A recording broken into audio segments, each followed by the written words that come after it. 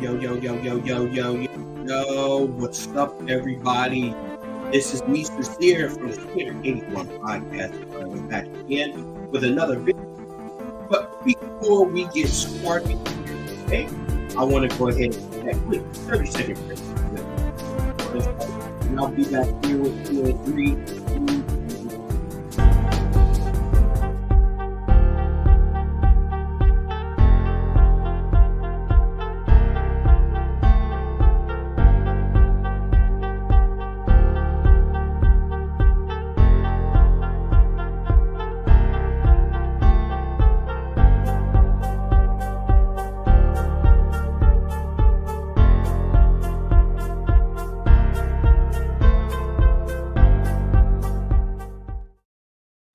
And we are back, ladies and gentlemen. Thank you for continuing to rock with me. I appreciate you so much. If you are coming in, please go ahead and hit that like button for me. That helps me out greatly. And hey, if you're a hater, go ahead and hit that dislike. Either way, it's engagement, and I appreciate it so much. Secondly, if you like what I am doing, go ahead and hit that subscribe button. That's going to help the YouTube algorithm get the videos out so that more people can see them and learn from them. Last two things, but not least, are comment down below. Let me know what you think about the content, as well as share this with someone you think needs to hear it. Without any further ado, let's get into the topic. This one is called Life Without.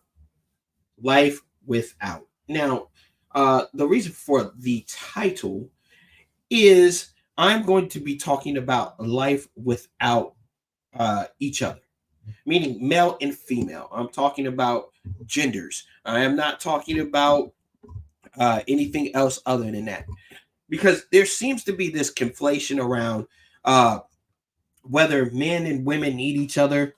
And I think that is absolutely preposterous in every single way, because my feeling is this: if we didn't need each other, why is it everything made the way it's made? Why is everything formed the way it is formed if we didn't need each other as much as we say we don't? I believe a lot of what we do is cultivated around propaganda, media hype, and the idea that we can survive without each other. Survival is one thing. Life, as far as living and thriving, is a whole nother thing. I'm gonna say that one more time. Surviving is one thing. Living life and thriving is a whole nother.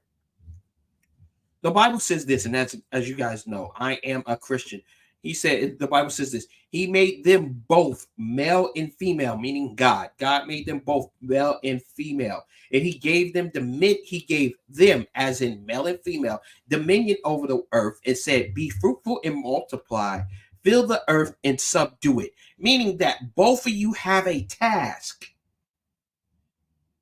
I don't care what women want to say. Oh, women are the goddess. We control life. Blah blah blah blah blah blah. I don't care what men want to say. That men were created first, so therefore God created both of them. He told them both to fill the earth and subdue it. Does this mean that one is lesser than the other or one is greater than the other? No, it means they have two different responsibilities and two different things which they're enabled to do. And having one separate from the other is just survival. We need to get to a point where we stop trying to compare ourselves to one another. And I'm meaning male and female, because we are different. We are built different. We are meant to have and do different things. And just because in this day and age we don't seem to understand one another like we should, does not mean that somehow one is greater than the other. It just means that, hey, we need to figure out how we can get along with each other and how we can continue to progress forward, knowing that we have distinct differences, between our opposite genders and our opposite sex. That's what that means. But too many of us want to sit there and focus in on what our differences are and why that makes us greater than each other. Are men more logical than women? Yes, we are. Are women more emotional than men? Yes, they are.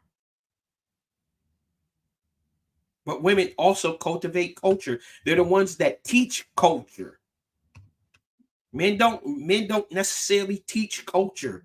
They don't necessarily cultivate culture. You know what we cultivate? Responsibility and discipline.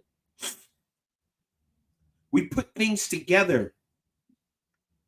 We don't cultivate nothing, really.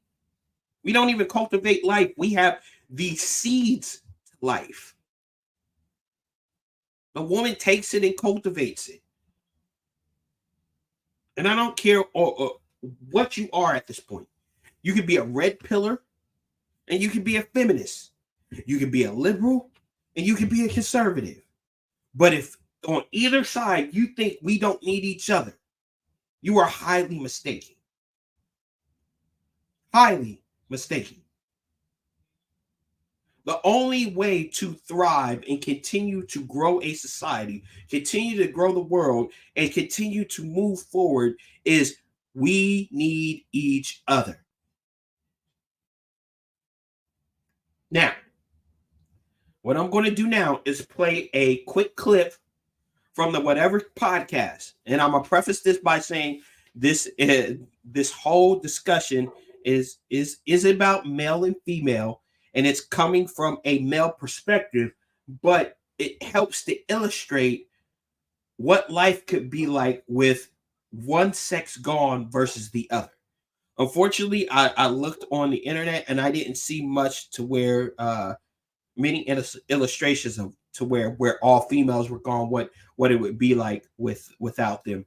But I did see a bunch about men. So, ladies, I apologize for that in and of advance. But I hope this clip will help illustrate what I am meaning by we need life with each other. And here we go.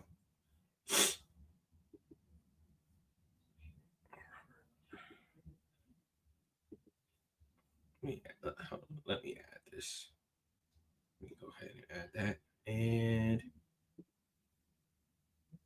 here we go.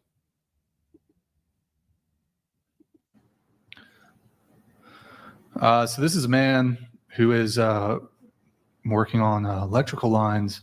It might not even necessarily be electrical lines. It could be some sort of other utility lines. Women don't do these jobs. Women don't do these kind of jobs. They can. They have two arms, 2 legs, a brain. It's possible, but they choose not to do it. So the current, this kind of job, we can. All right, I want to pause it right there just for a second because, see, this is where I don't like these type of debates because it's not a matter of can one gender or one sex do the job of the other. Of course, it's possible. Of course, it can be taught. But the thing is, to me, do you want to do that?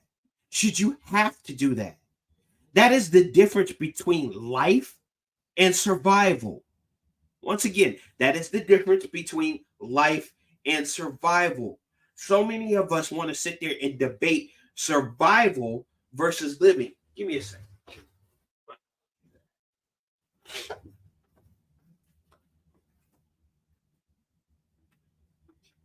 Touch.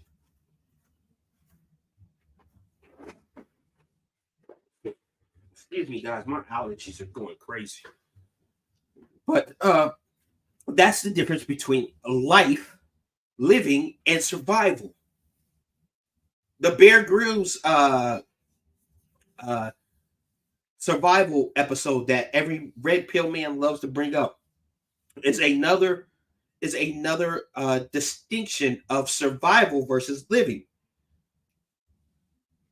But here's the key word: survive.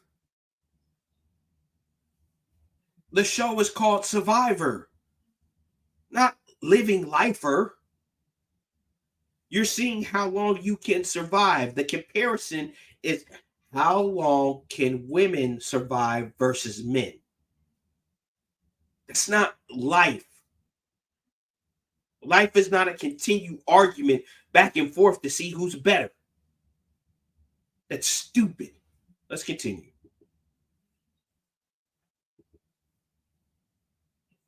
We can look at other sort of utility jobs, other sort of infrastructure jobs. They don't, but if we had to, I was just. But gonna here's the say, thing. if a woman wanted to, she could. Right, if you guys had years, and Andrew actually even disagrees with this, but I'll just grant, even if you had years and years to, put enough women into these positions, you could learn how to do it, etc. But the thing is, if in a scenario where snap, it wasn't expected, all men disappeared, yes, oh my in God, we that don't have scenario, power. Is that really the worst? oh my God, we don't have power. But- This is the degree. Do you realize how important electricity is? Yes, it's not Do like you- people didn't live before Right, electricity. but Was people it were harder? adapted. Yeah. People were adapted and acclimated to living without electricity. Do you think people with their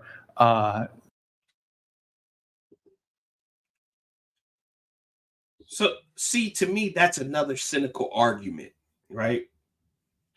We are at that point. You're arguing semantics with each other. Oh, well, before time, people survive like this. Once again, the key word is survival. People operated like this. Is that the way you operate now? Is that the way life is done now? We always want to look at these things and try to find some way around the logic of the fact that we need each other.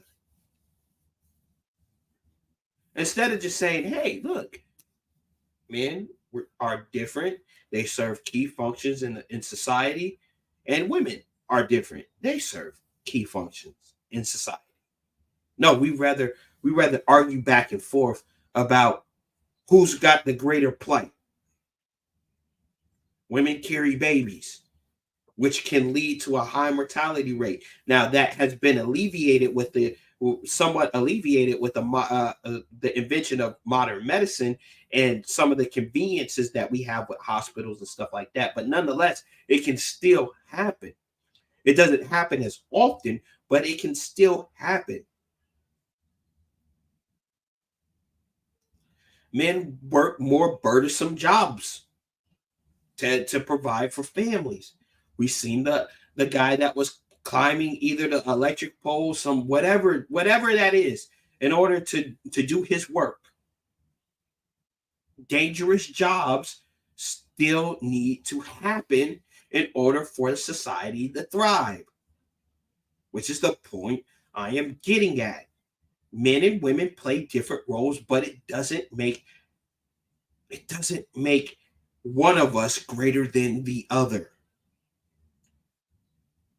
And soon here, Brian, who is the lead of the podcast, the guy in the hoodie, is going to tell a brief synopsis about A World Without Men. And I just want you to quickly listen to that and see how when one sex is taken away, and I'm not talking about just because the men are taken away, because that's the scenario he's going to set up, how different things are. Here we go.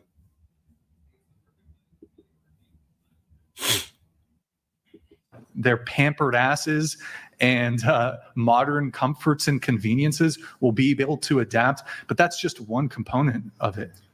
The electric grid goes out. That's probably one of the most massive things. But somebody actually, a viewer sent me this. It is a bit long-winded, but I'll just read it. I'm hoping you guys can pay attention to it. Mm-hmm. He actually describes a scenario, day 1, day 2, day 3, and I believe it ends there. It is a bit lengthy. I'm going to read it. So at midnight, UTC, all men in the world disappear. Now, the absolute certainty that they're just gone, or actually, hold on. Yes, all men in the world disappear. A certain sense of celebration breaks out in Western cities as women celebrate the world without men. Bras are thrown to the sky in liberation. Hair is let down. but it doesn't last long. Within about half a day, the power grid fails from lack of proper operation. 94% of operators are men. Thermal plants shut down without being fueled, causing cascading blackouts as protection devices disconnect sections of the network.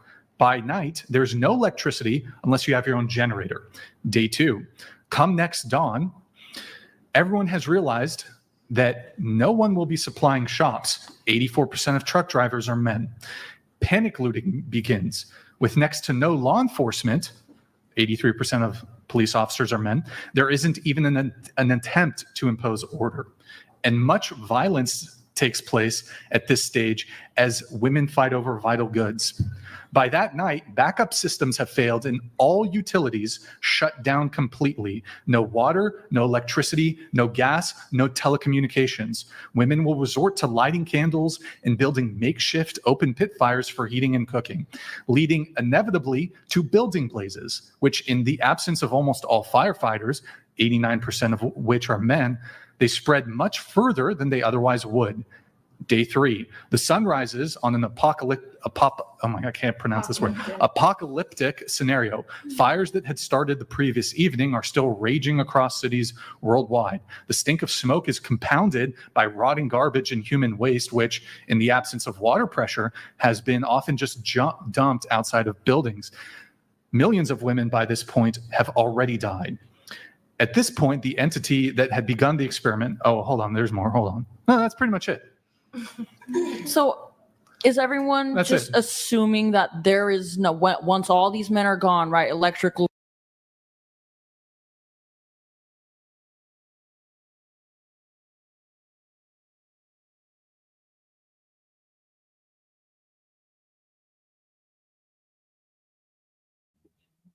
So honestly, I stopped sharing it right there because the rest of that is not important. I wanted to use that illustration.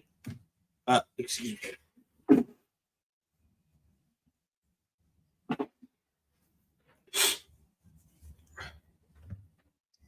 I wanted to use that illustration to highlight something.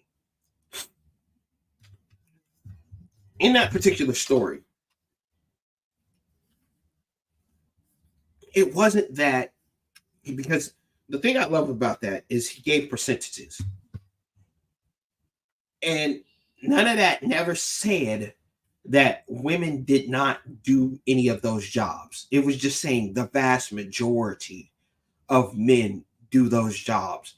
So because the vast majority of the labor force who does those jobs and operates those jobs,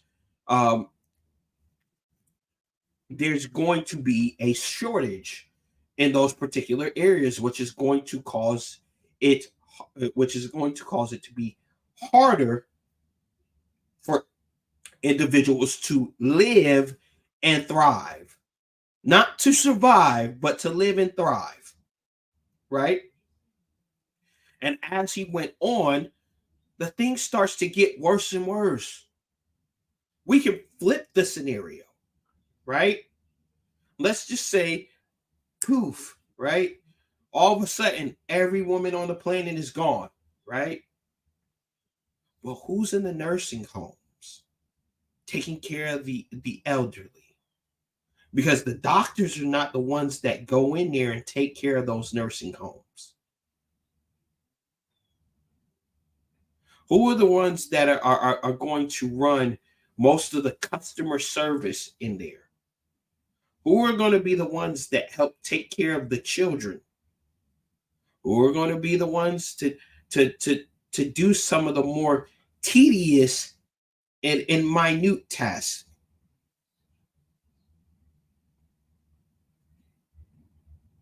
And at the end of the day, if that was not enough, who is going to give us our gratification? So, man, we can flip that. Sure, we might be able to build working and functioning cabins. We may be able to keep the power grid going and all that other good stuff that Brian talked about in his particular scenario, but we would be surviving. not living. Because there is no more reproduction. There is no more human gratification. There are no more ladies to take care of menial tasks, and any children that are left are now our responsibilities, along with everything else that we have to do. I imagine that that's not the scenario that most men want to find themselves in.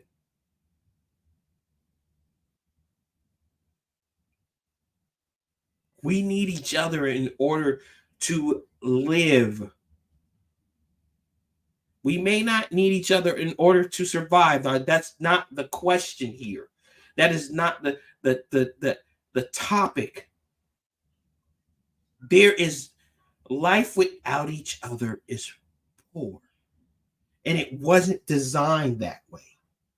It wasn't designed for us to be separate, but for some reason, society and the media and everybody else wants to pin those who are in the middle class and those who are in the poor and lower classes against each other. Meanwhile, the upper class sees the value in collaborating with each other as men and women and as people in general, and continue to thrive and continue to live. And I'm not one of these conspiracy theory guys. I'm just saying things like it is.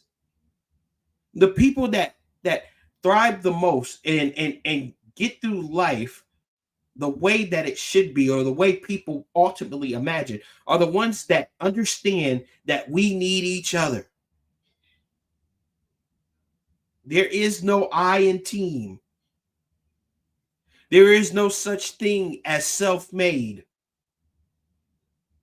Because for every person that says, I'm self-made, I'm self-made, I'm self-made, I'm self-made, somebody helped them get to the top. Whether it's putting them in position, whether it's donating to them, whether it's introducing them to somebody, whatever the case may be, there is no such thing as self-made. Say what you will. There's a such thing as self-sufficiency, which every human being should be able to be after a certain amount of time of living on this earth, and have them and having the wherewithal and mental capacity to be able to do that. But there is no such thing as self-made, and there is no such thing as living without each other.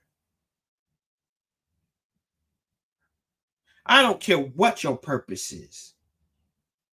Eventually, you're going to need the opposite sex. Eventually, you're going to need the male or the female that can put you in position. So just in case, ladies, you think that I'm coming at you, statistically, it is proven that men who marry tend to do much better at jobs and in life in general than those who are single individuals.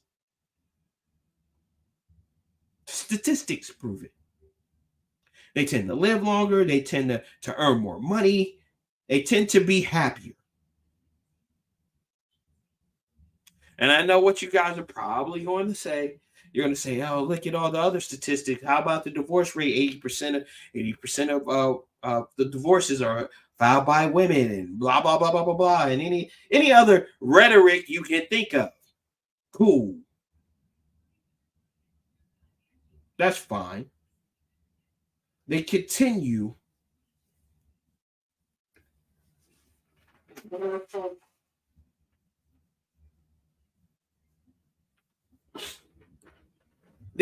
to be single.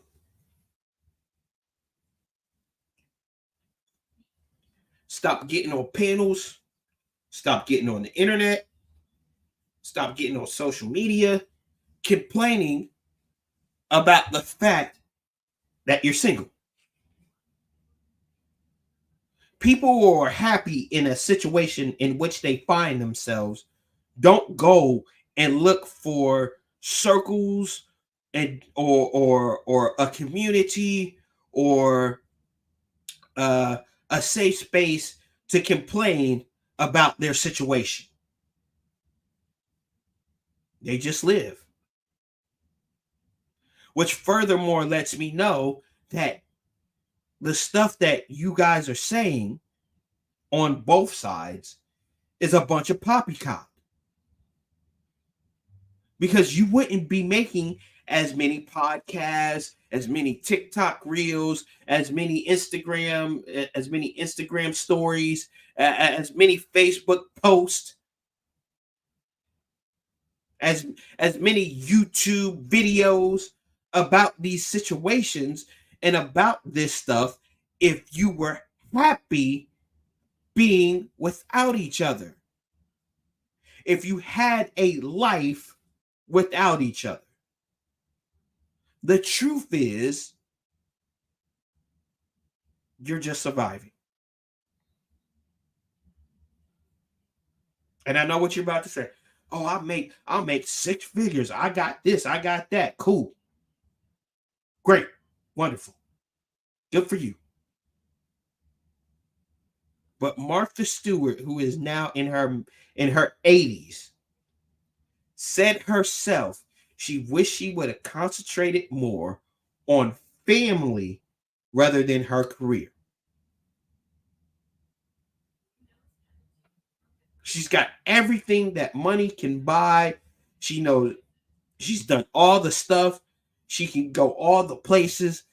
But her biggest thing in life is she doesn't have anybody to share that life with.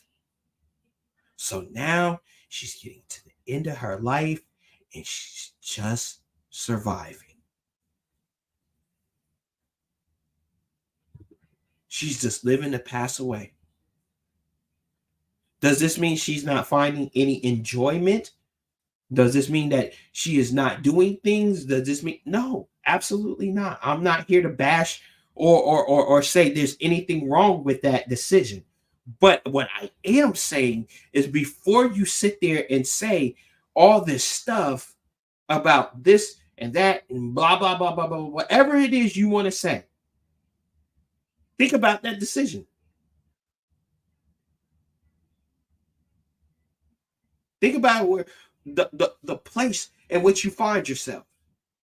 Because for a lot of us, and if you look back at records of history of people who died, right? They never talk about their accomplishments and all the stuff that they have achieved. They always talk about their friends and their family or the lack of. And it's ironic with all the things that they achieve and all the things that they accomplish. The one thing they go on and on about before they pass away is how much they wish they could either spent more time or the fact that they never had. Because despite how well you are surviving, all you are doing is surviving if you're not with each other. You're not living. Life is about relationships. I'm going to say that one more time. Life is about relationships. Is money important? Yes, we need it in order to survive. Is food important? Yes, we need it to survive. Is shelter important? Yes, we need it to survive. Is having a bunch of things something we should strive for? Yeah, if that's what you like. But that is not living.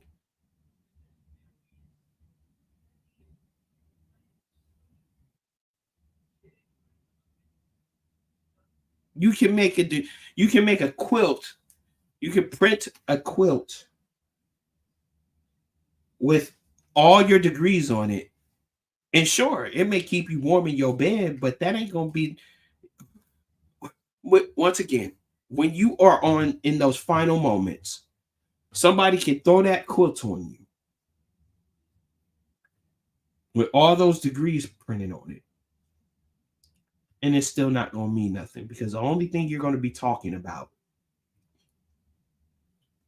is how you either wish you had spent more time cultivating relationships, or how you wish you would have spent more time.